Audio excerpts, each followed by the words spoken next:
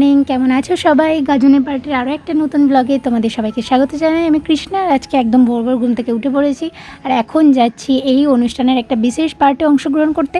আর এই পার্টটা এত আগে থেকে শুরু হয় যে বেশিরভাগ দূর দূরান্ত থেকে মানুষ দেখতেই আসতে পারে না। 3:30 4টার দিক থেকে আমরা বাড়ির কাছের মানুষরাই দেখতে যেতে পারি।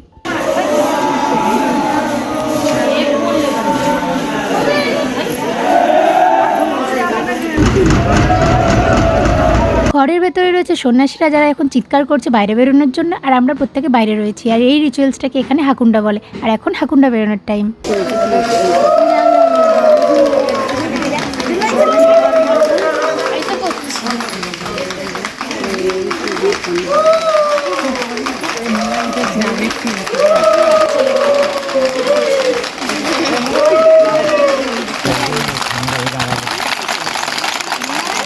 তো এটাই হলো হাকুন্ডার সাজ। মাথায় থাকবে মুকুট, থাকবে বস্ত্র, আর থাকবে হাতে কোলা পেটো, আর গোটা গায়ে সম্পূর্ণ আটা গুঁড়ি বা চাল গুঁড়ি কিছু একটা এরা মাখে।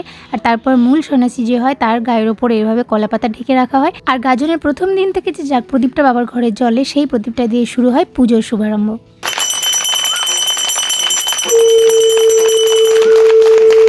আস্তে আস্তে বের কর প্রদীপটা।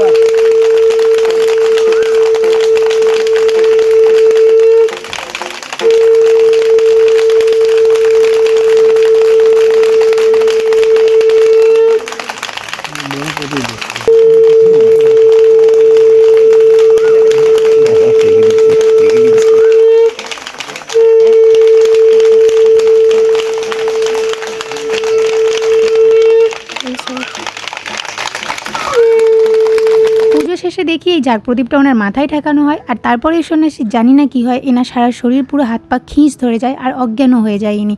আর এনাকে নিয়েই তারপর সবাই মিলে কাঁধে করে এই পুজোর চারিদিকটা, মানে ঠাকুর মন্দিরের চারিদিকটা ঘোরা হয়। আর তারপরে এনাকে ধীরে ধীরে সুস্থ করা হয়, অর্থাৎ জ্ঞান ফেরানোর চেষ্টা করা হয়। দেখো এখন সবাই মিলে কাঁধে তোলে এনাকে চারপাশ দিয়ে ঘুরবে।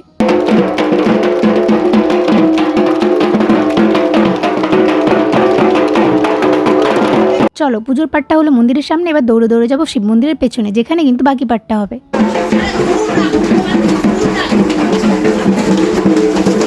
আর পুজোর এই পর্বটাতে মূল সন্ন্যাসীকে নিয়ে এনারা শুধু একবার না, পুরো মন্দির জুড়ে প্রায় 3বার দৌড়ে দৌড়ে প্রদক্ষিণ করে, তার সঙ্গে ঢাকিভাবে দৌড়তে থাকে।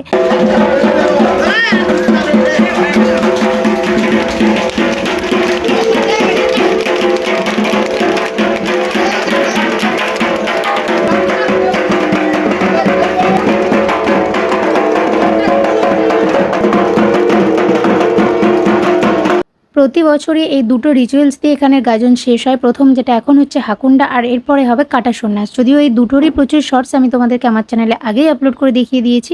আর এখন এখানে চেষ্টা করা হচ্ছে ওনার জ্ঞান ফেরানোর। এটা নাকি কথিত আছে যে ঠাকুরের ইচ্ছে না হলে জ্ঞানটা ফেরেও না, কোনো কোনো সময় নাকি এনার মৃতও ঘোষণা হয়ে থাকে। জানি না এটা কতটা সত্য, তবে আমি নিজে একজন প্রত্যক্ষদর্শী যে কোনো এক বছর অনেকক্ষণ জ্ঞান ফেরেনি, প্রায় বিকেলের দিকে জ্ঞান ফিরেছিল। আর এবছর দেখা যাক কতটা কি হয়। ওনাকে সবাই মিলে চেষ্টা করছে দাঁতি ছাড়ানোর, জ্ঞান ফেরানোর। তারপর ওনাকে নিয়ে যাওয়া হবে এখন শিবের পুকুরে স্নান করাতে। আশা করি এখন সব কিছু ঠিকঠাকই আছে।